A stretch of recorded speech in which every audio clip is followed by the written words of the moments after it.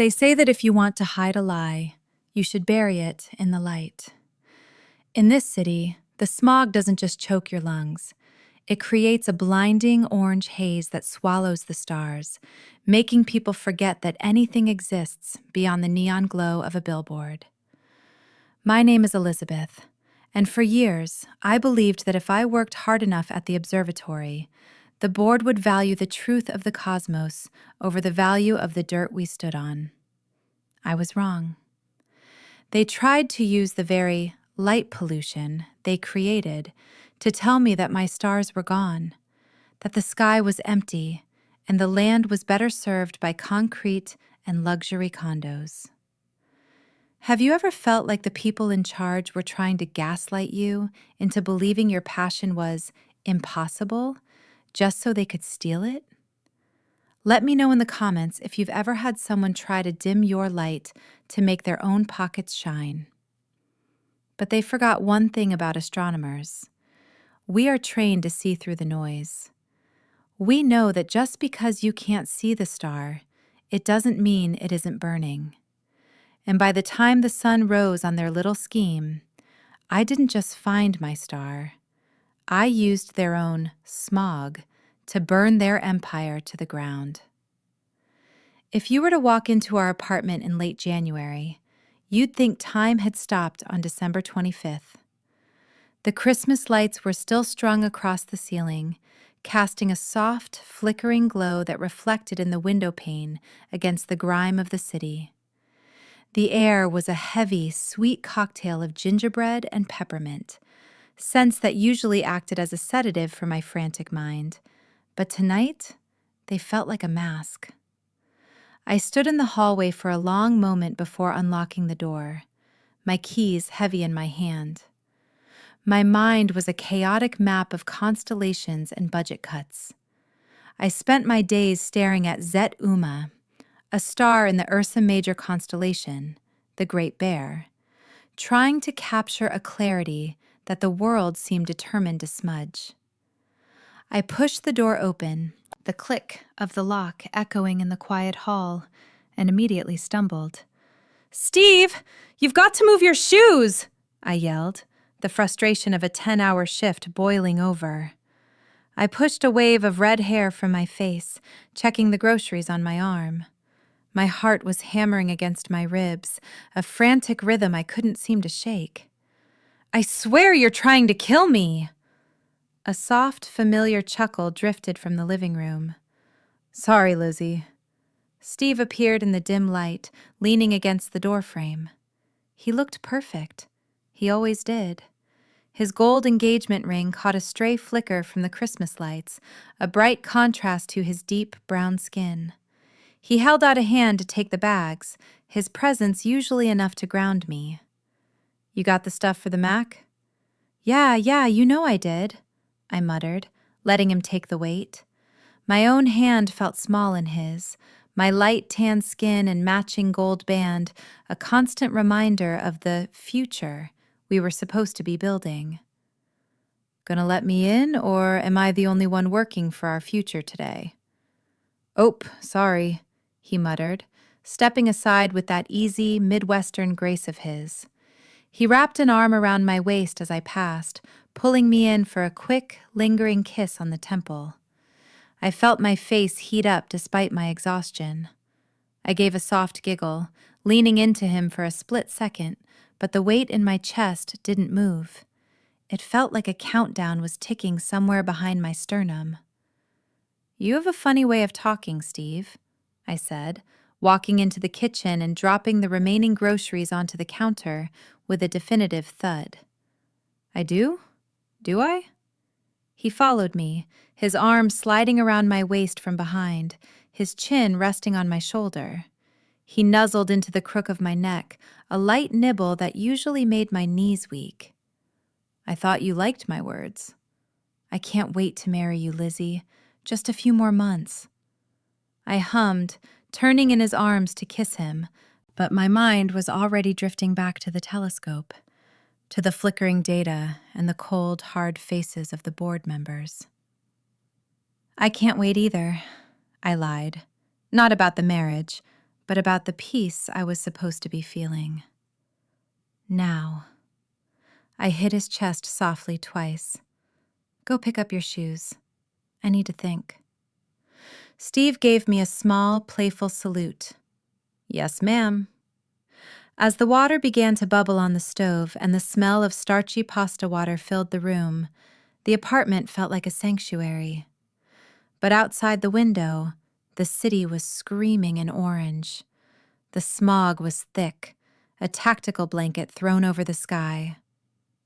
So tell me, my love, Steve said, grabbing the grater and a block of sharp cheddar. How was your day at the telescope? Did the Great Bear play nice? The design for the new lens is perfect, I said, my voice tightening as I drained the pot. I kept a cup of the pasta water aside. Habit, precision, logic. Zet-UMA is right there. We're capturing data that could change how we understand stellar evolution. But the board, they're talking about light pollution interference. They're using the haze as an excuse to pull the funding. The Big Bear? Steve asked, nodding as if he understood the stakes. Yep. I pointed out the window at the thick, sickly orange glow. They say the stars are hidden, impossible to see, so why bother? They want to sell the observatory land to developers. They're calling it a lost cause. Steve said, stepping closer to kiss my hand in an attempt to soothe me. You sure that's not just the cloud's fault? Maybe take a night off, Lizzie. I pulled my hand away, the sting of his dismissal sharper than I expected. No, Steve, it's not the clouds. It's the world's vices. They use the smog they created to justify stealing the vision of the people who want to look beyond it. It's a loop of greed. And that's my job to fight as a lawyer, remember? He muttered, taking the pot from me. Please, let me handle the dinner. You look like you're ready to go to war. I sighed, letting the tension leak out of my shoulders for a moment. Fine, I trust you. But as I stepped back, my eyes fell on the mail stack piled on the edge of the table. Usually, Steve handled the mail, but tonight a corner of an envelope caught the light, a logo I recognized from the developer's brochures I'd seen in the chairman's office. The countdown in my chest suddenly went silent. The war had just come home. The boardroom at the observatory didn't smell like peppermint or gingerbread.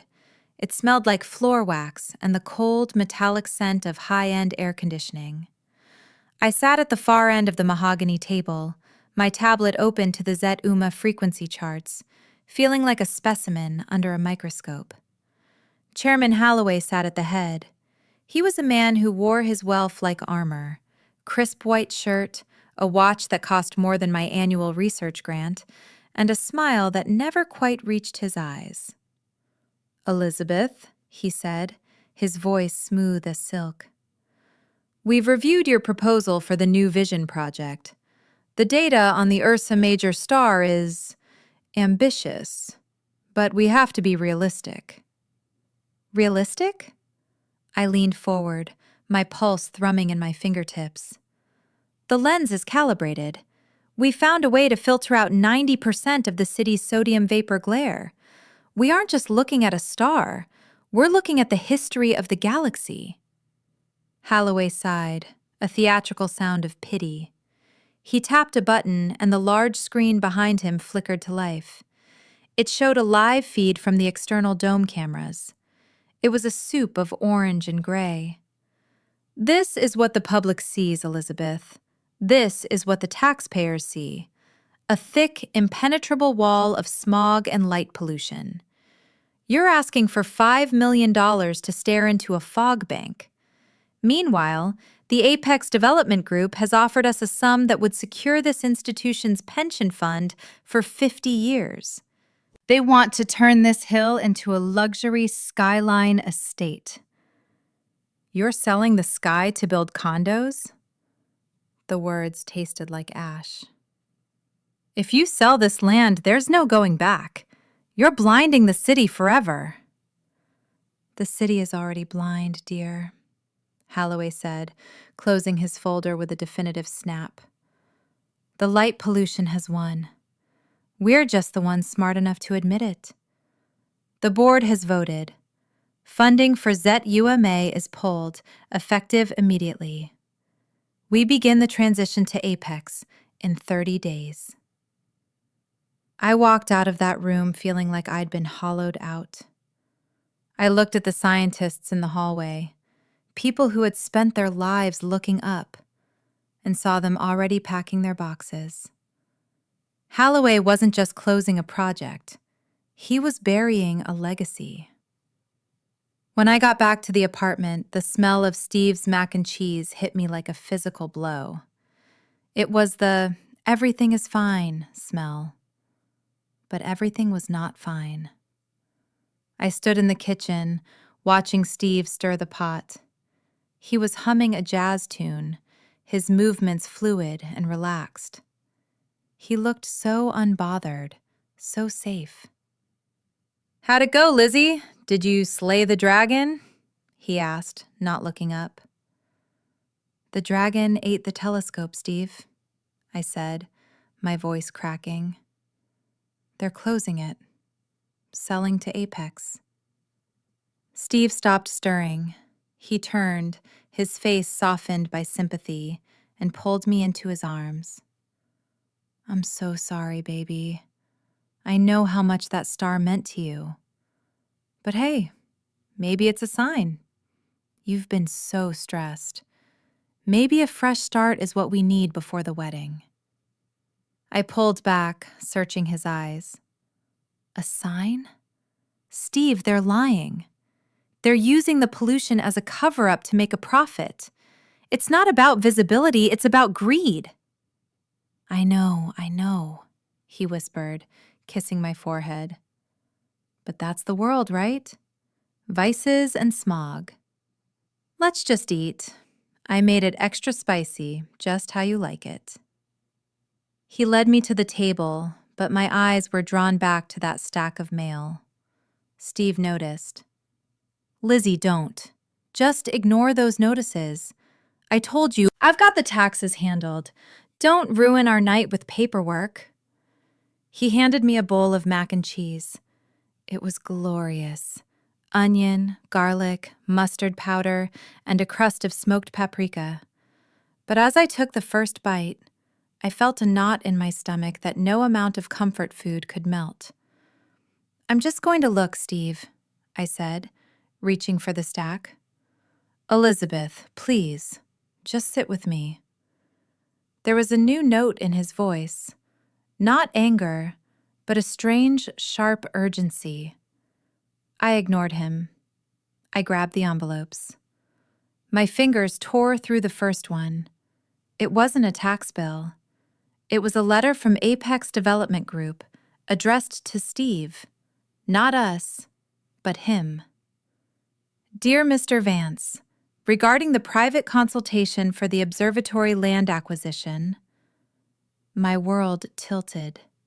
The haze wasn't just outside the window. It was in my dining room. "Steve?" My voice was a ghost of itself. "Why is the group trying to kill my project sending you private consultation letters?" Steve didn't move. He sat with his fork halfway to his mouth, the gold of his engagement ring dull in the shadows. He sighed, a long, weary sound. "Lizzie, it's not what you think. They needed a local legal consultant to navigate the zoning laws. It's just work. And honestly, the money they're paying, it's our house. It's our wedding.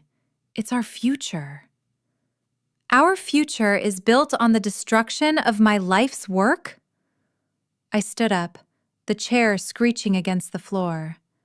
You knew Holloway was going to pull the funding because you helped them write the legal justification for it." "I helped them find a way for everyone to win," Steve shouted, standing up to meet me. The observatory was dying anyway. I'm trying to make sure we don't die with it. I didn't answer. I couldn't. I felt like I was looking at a stranger. The man who sang like a reckless angel and danced in the kitchen was the same man who was helping the vices of the world dim the stars. I walked away from the table, leaving the mac and cheese to go cold. I didn't go to the bedroom. I went to my laptop. "Where are you going?" Steve called out, his voice laced with guilt.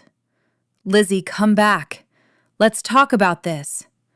"I'm done talking, Steve," I said, my voice cold and hard as a diamond. "I'm looking at the data." I opened the Zet UMA project files. I looked at the images, the blurred orange mess that Halloway had used to fire me, but I didn't look at the star. I looked at the pollution itself. As an astronomer, I knew that light pollution has a specific chemical signature. Sodium vapor lamps, mercury vapor lights, they all emit light at specific frequencies. I realized then that the smog wasn't just a physical barrier, it was a data set. If the smog was reflecting certain frequencies, it meant it was also transparent to others. I stayed up all night. Steve eventually went to bed, murmuring apologies that I didn't acknowledge. I bypassed the board's private servers, using my administrative credentials before they could be revoked. I found the raw, unfiltered images that Halloway had hidden. He hadn't just lied about the visibility. He had manipulated the software to add digital noise to the images, to make them look worse than they were.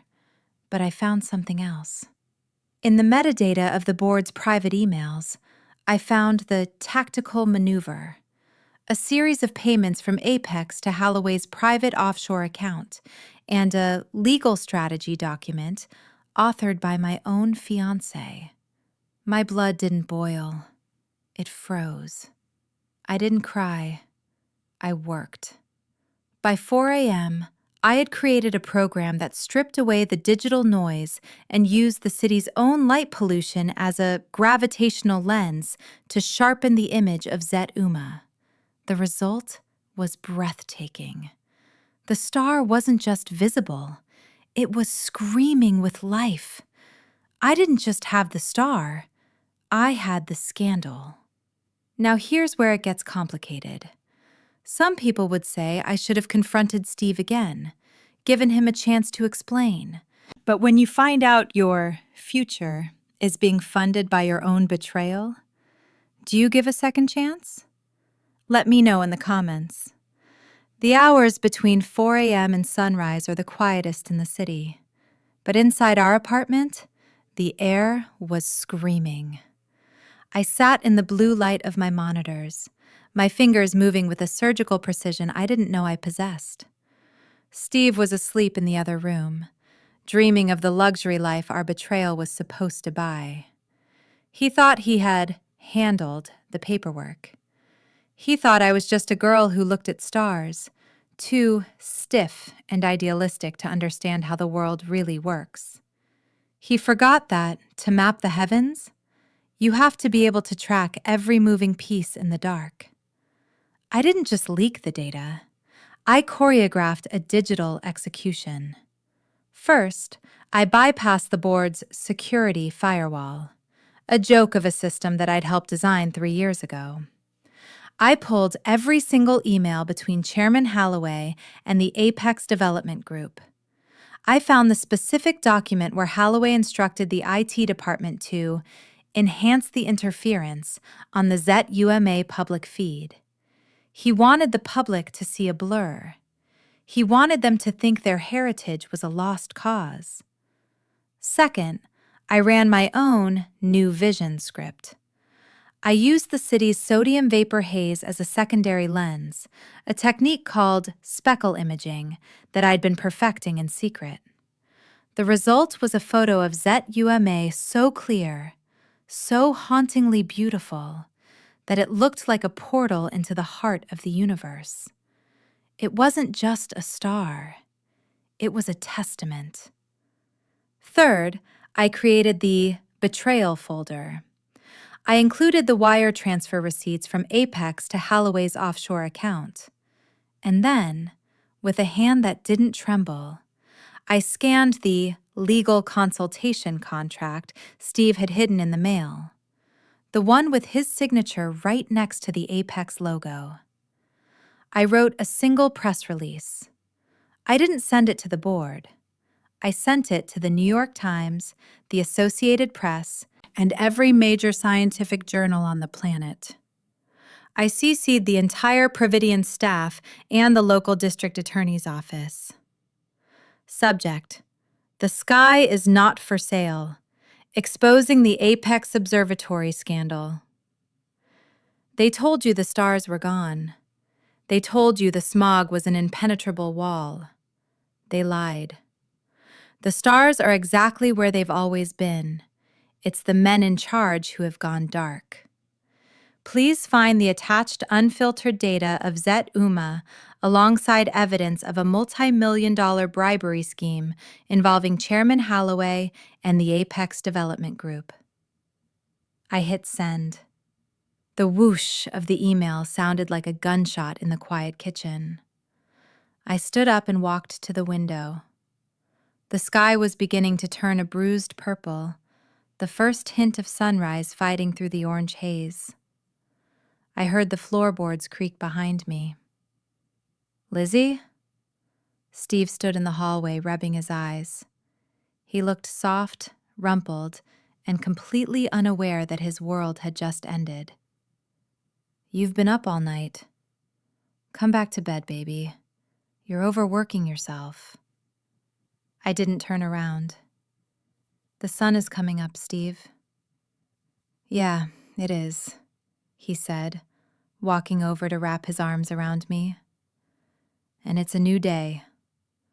Let's put all this observatory stuff behind us. We have a wedding to plan. I stepped out of his embrace. I turned and looked him dead in the eye. The brief pause he expected never came. There isn't going to be a wedding, Steve. And there isn't going to be an Apex Skyline estate. What are you talking about?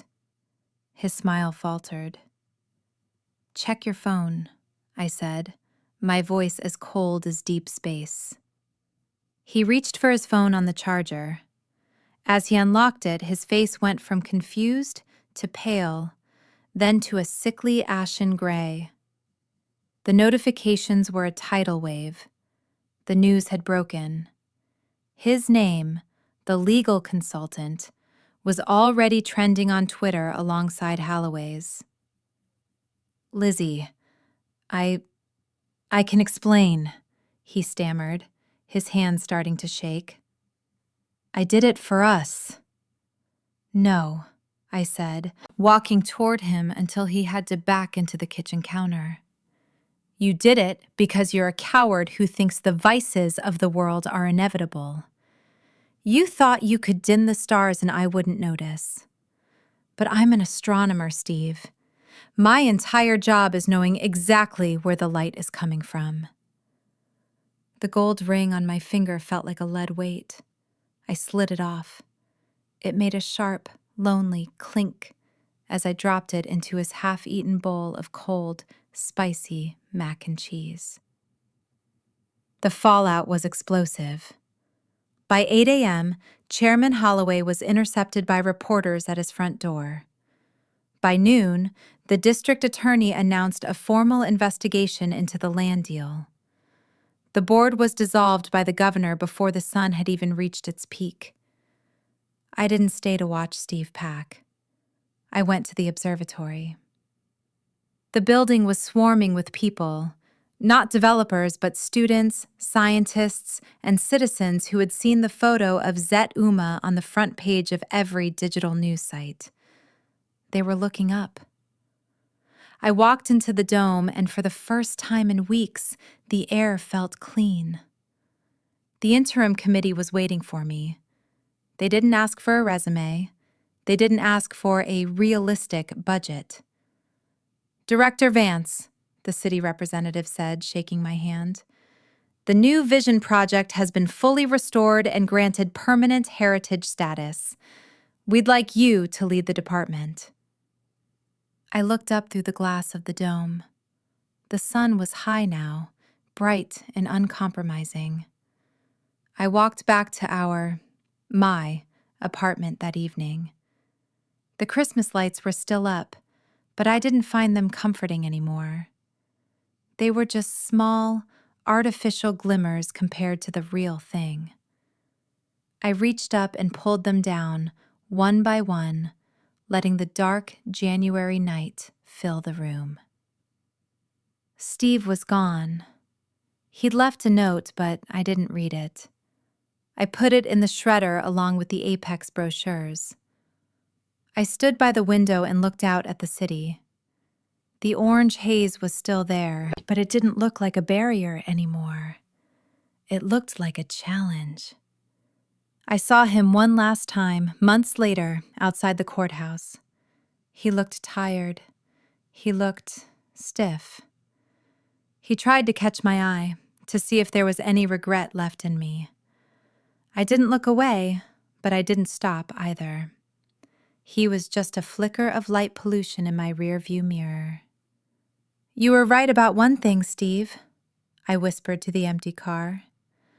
Seeing the world move on is beautiful, especially when you're the one who changed its trajectory.